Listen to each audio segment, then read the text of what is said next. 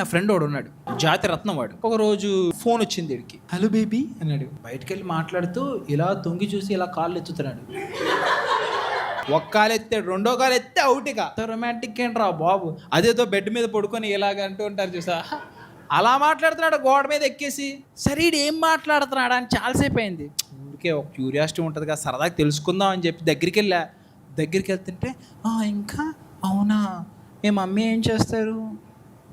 వీడికెందుకు, ఇంకా మాటలు అయిపోయినాయి. ఒక 5 నిమిషాల తర్వాత తిన్నావా అవి ఇవి వచ్చినాయి, అది కూడా అయిపోయింది.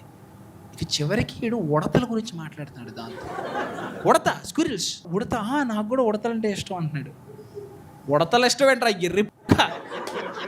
ఒక గంట అయిన తర్వాత బాగా మాట్లాడి నా దగ్గర వచ్చాడు. మావా స్క్విరిల్స్ ఎక్కడ దొరుకుతాయి అంటాడు.